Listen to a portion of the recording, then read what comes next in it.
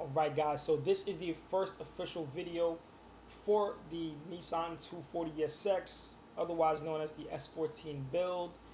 And I do just want to give you guys a heads up that this video is going to be a little all over the place because I didn't know if I even wanted to vlog this when I first started. So I got a whole bunch of clips from my iPhone and some on my camera that I recorded. And going forward, I promise that I'll be a lot more thorough and that I'll make these videos a lot more enticing. But I did want to get you guys up to speed before I start putting out the other videos that are to come. So with that being said, here is some photos of what the car looked like on September 26th of 2020 when I first contacted the seller. And as you can see, very obvious, the car is going to need some work. This thing kind of it just looked crazy, all right? We're not going to sugarcoat it. This thing looked crazy, and I wasn't really sure if I wanted to get myself into a project that honestly just kind of felt like a little bit of a headache. But a month later, on October 26th of 2020, I went ahead, I pulled the trigger, and here's a clip of me driving the car home. No plates, no registration, no insurance. I slapped the plate on for my other car, and I got this thing home because I decided that I really wanted it, and I was just going to invest the time and money to kind of create something that I always wanted to do.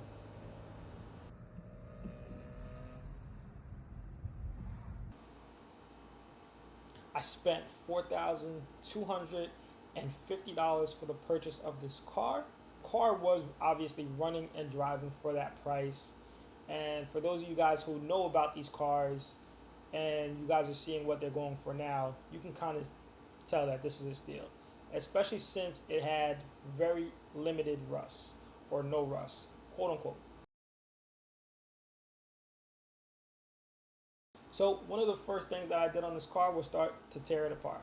I knew that if I was going to start investing and dumping a bunch of money in this car, it needed to be sound. So as you can see here in this clip, the interior is starting to get gutted. There's no seats. I removed the center console and a whole bunch of other parts.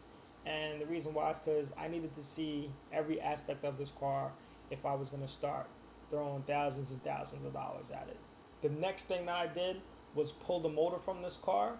And here you can see a few photos, me standing next to the engine and right when I was getting ready to pull this thing out of the car. And we pulled the motor from this car on December 2nd of 2021. And I sent it to the shop on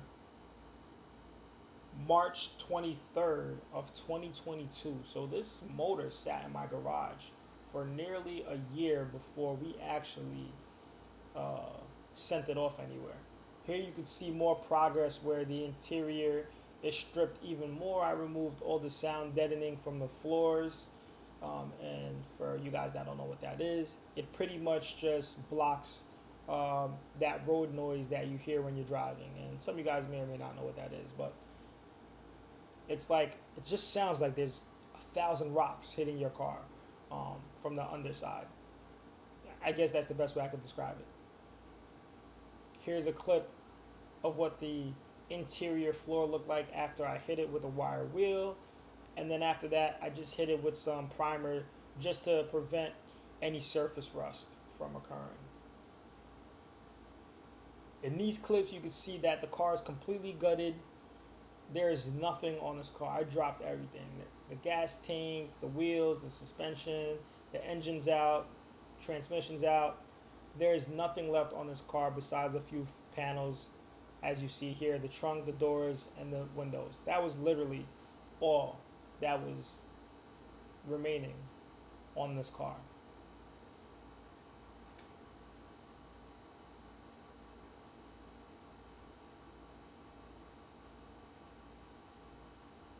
And you can just clearly see the condition here, so I think it all kind of speaks for itself. So after I stripped everything, it was time to start rebuilding and starting the refinishing process for when we start putting this thing back together. So I'm a big fan of black interior, and the interior wasn't black. So I was originally going to sell these door cards that you guys are seeing here to somebody who was looking to buy it. His name was Nick, and he thought that these were black when I posted them. Now, as you guys can see in the video, I don't think that they appeared to be black, but whatever. I'm happy I met him because he actually refinished his own door cards, and he inspired me to basically do the same thing here. And you can see the tools that I used if you pause the video, and I think they came out great. And we did this with literally everything in the car that wasn't black. I even went ahead and tackled the headliner.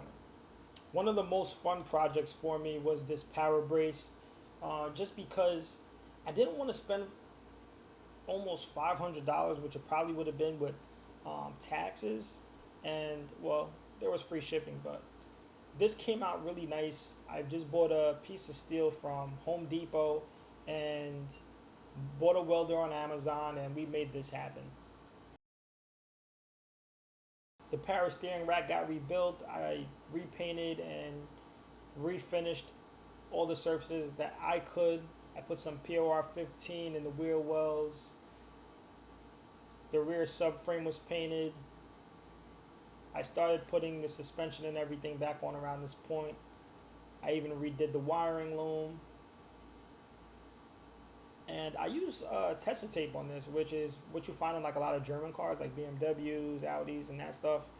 And obviously it looks so much better. Here's the car at the body shop where it is right now. And I should be getting this thing back next week and doing a color reveal for you guys on my next video that I will drop. But this is literally a full synopsis of everything I've done.